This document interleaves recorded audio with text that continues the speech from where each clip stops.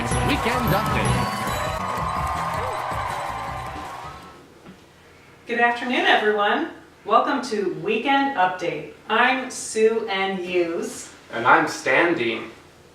Well, guys, this was pretty crazy. A Texas woman has been banned from Walmart after she allegedly went on a wild ride in the parking lot on an electric shopping cart for hours while drinking wine from a Pringles can. There were no arrests made in the incident. Apparently, Texas has loose drunk driving laws.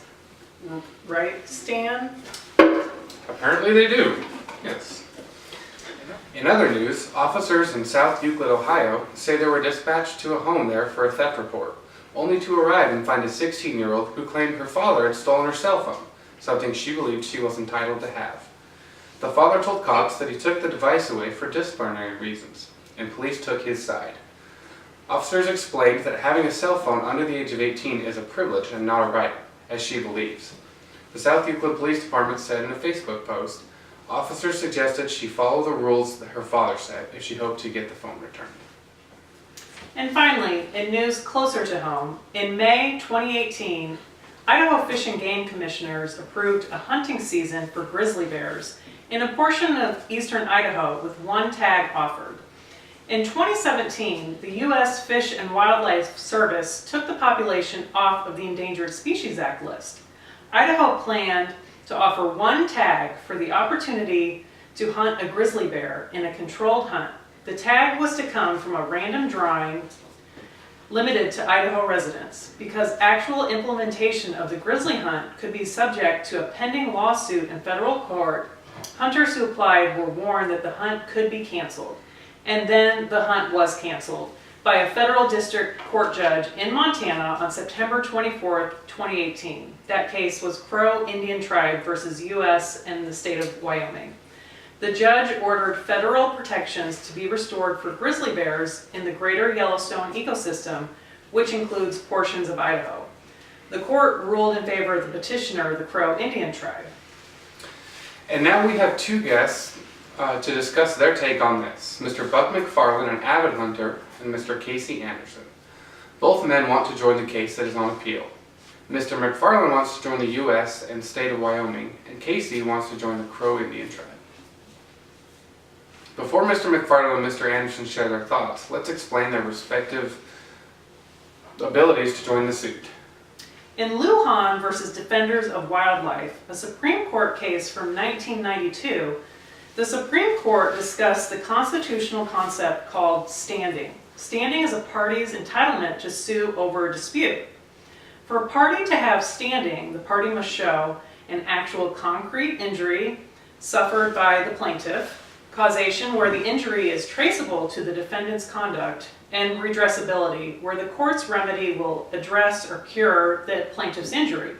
In the Lujan case, there was a statute that required federal agencies to consult with the Secretary of the Interior or Commerce before undertaking actions that could threaten endangered species. The statute related to actions anywhere in the world. The statute was later amended to apply only to actions in the U.S. or on the high seas. The Defenders of Wildlife sued Lujan, the Secretary of the Interior. Two members of the Defenders of Wildlife wanted to join the plaintiffs because they said they were injured due to a lack of consultation abroad, which increased the rate of extinction of those endangered species. The two individuals said primarily they suffered an inability to see endangered species animals during their overseas travels. They traced their injury to a statute put in place by Lujan, the Secretary of the Interior. The plaintiffs sought an injunction against Lujan which would restore the initial interpretation of the geographic scope of the statute.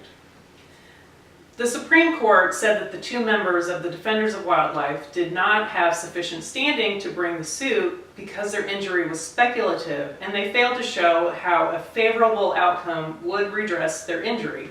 As well, the Supreme Court said that the two members had a generalized grievance against the government. All right, Sue, let's introduce our first guest, Mr. Buck McFarland. Buck, come join us. Hey. Welcome, Buck. Hey, thanks for having me. No problem. How are you doing? I'm all right, boss. How you doing? It's good. It's our pleasure to have you on today. Thank you, thank you. So Buck, I hear you recently went on your first hunting adventure, and we've got some footage of the experience that we wanted to share. Awesome. So where were you brought up? In the city, Oakland, California. Yeah, that's hog poo. Pretty fresh as well. That's still wet. That mean he right around the corner or something, huh? If we going, bud, we gotta go, because I'd rather rock off impulse. You know what I'm talking about? Hold on, blood, we ain't got no longer stick. I got you, cuz. We finna go run up on a hog right now. We done made me a spear right quick, you know, little MacGyver, little quick thing right quick. That ain't no little-ass animal. That big-ass thing right there? Hold on, didn't you say this thing was aggressive? Yeah, that's right. We've got to use the element of surprise. I told you, man, give me the blammy, bruh, and I'll pop it from right here, though. Anyone can hunt an animal with a rifle. This takes a little bit of courage and a little bit of skill. Yeah, I ain't got no skill. I got courage, but I ain't got no skill. I never ran up on a wild hog before. Hold on, bruh. Nope. This is cool. I'm cool. Oh, look at blood. Wow, Buck, that was amazing. So you are an avid hunter nowadays, and I wanted to talk to you about your latest adventure. But first I have to ask you, in your video you mentioned the blammy. What exactly is that? You don't know what the blammy? Oh, bro. Bro, everybody got the blammy, though.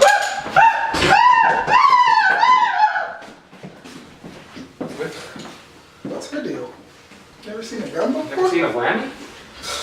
Weird, man.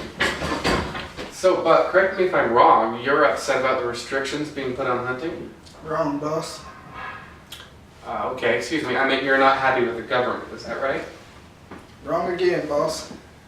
Well, why don't you explain to me then why you're upset? Absolutely. My issue is that the government and the liberal media are trying to ruin hunting for me and everybody. I'm an avid hunter, as you just see, and the pretender animal activists or grizzly bear activists are trying to take away my rights. And in fact, I just got through talking to my lawyer, just barely, about some case, Lujan versus Defenders of Wildlife or something. I'm familiar with the case. Where, apparently these guys are having their rights taken away, and a judge is telling them they don't have any standing. Standing? This is America. You and me can stand wherever we want to stand. You get what I'm saying? You feel me? Yeah. And, bruh, like, I'm telling you right now that them trying to take away hunting is hurting me. And they are a direct cause of the pain and the suffering that I'm feeling. And not being able to kill me some grizzly bears is an issue. That's a problem. I scheduled a hunting trip, me and the homies, flying them out from the bay, we got tents set up, we got hunting guides, my homie Bear, you just seen in the video, about to take me and the homies out and hunt. And if we can't do that, then all that money's wasted, So, to come out and to hunt is what we want to do. But if this lawsuit goes through, then we have to cancel all that. All that money's gone. And I work hard for my money. You work hard for your money? I work hard for my money. And if it doesn't go through, then we all good. We chilling. We hunting. Pew, pew, pew. Doing whatever we need to with the blaming. And so, I just want to be able to hunt. That's all. So what would your message then to the world be? Hey, bro. My message is this right here, okay? Leave me and the homies alone. Let us hunt grizzly bears. And we just trying to be out here making America great again. We on board. Make America great, hunt grizzlies, kick it, drink a little, shoot some bears, and we all good. Mm-hmm. You feel me? I feel you. Well, Buck, that's thank you so much for coming on to our show. Thank you for presenting having me. your point of view. Thank you for having me. Now we'll turn to our next guest, Casey Anderson. Mr. Anderson is a naturalist and television host of the Nat Geo Wild television series Expedition Wild, who has a little experience with grizzly bears. Welcome, Casey. Come on up. How are you doing? Doing well. How are you doing? I'm doing great. So you have some experience with grizzly bears. Tell us a little more about that. Well, in 2002, I actually adopted my own bear from Yellowstone Bear World, who had basically became orphaned as a cub before I adopted him. His name is Brutus, like after the guy who killed Caesar. Okay. Well, is he an aggressive bear then? No, not really. I mean, he's become my best friend. I've trained him over the years to be quite friendly. Yeah, we heard that you and Brutus were both on Oprah a couple years back, and we have some footage of that interview. Oh man, I love that interview. Casey and his best friend Brutus, the grizzly bear, are joining us via Skype. It's the first time I've had a bear on Skype. So what is he eating there? Well, he's actually having a pretty special treat just for your show. He's having a 4-foot turkey and avocado sub. Now, Brutus doesn't always eat things like this, but he does eat a lot of things that we eat. He eats salmon, bison, beef, chicken, but he eats a lot of fruits and vegetables. He likes apples, oranges, lettuce, carrots. He actually peels his own oranges. He knows how to peel an orange? Eats about 35 pounds of food a day to get this big. Oh, my goodness. He's always been such a good eater. So why do you want to be joined on this lawsuit? Well, I feel like as an avid bear enthusiast, removing the grizzly bears from the endangered species list is a direct attack on my livelihood, both in regards to my show and in my personal life. Plus, Brutus told me to. Brutus told you to? Yeah, he did. I was putting him to bed last night, actually, and as I was about to tell him good night and turn on his favorite show, he loves Yogi Bear. Oh, yeah. Yeah, he loves Yogi Bear. He puts his nose up to my ear, and then he whispers, "Bear!" Which actually means join the bear lawsuit. So being removed from the endangered species list would allow crazy radicals like Buck McFarlane to shoot innocent bears like Brutus, who have become family to people like me. And who's to say that Brutus doesn't want a little brother or a couple cousins someday? We can't have these bears killed. Casey, do you feel like you have standing? These bears are my family, man. They are my family. And if Brutus is telling me to do it, I can't just say no. He would have joined the suit without me, but, well, he's a bear. I don't think we could find a suit big enough, actually. And the last time I told him no about something he cared about, we got into a pretty big fight. Yes, we actually have some footage of when you two got into your argument. Oh, really? Yeah. All right, let's look at that.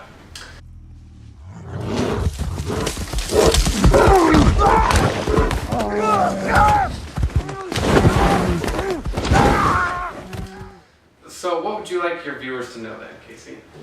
Well, to all my viewers out there, the lovely bear enthusiasts, and also the people who aren't bear enthusiasts, I just want you to know that taking the bears off the endangered species list will have dire consequences on my livelihood and especially on Brutus. It's easy enough to keep the bears on the endangered species list so that they can continue to be protected. And Brutus will stay happy, and I'll stay happy and alive. And that's a wonderful thing, Casey. Thank you so much for coming on to our show today. Oh, thank you for having me. Will you give this gift to Brutus for me? I will. He's actually in back right now. Oh, so I'll go do that. Let's go to a quick commercial break and we'll be right back in 60 seconds.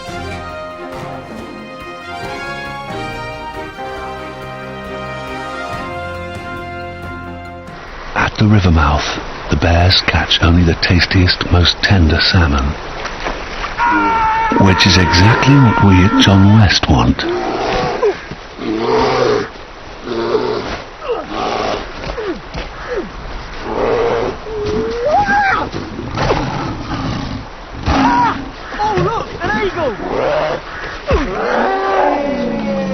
John West endured the worst to bring you the best.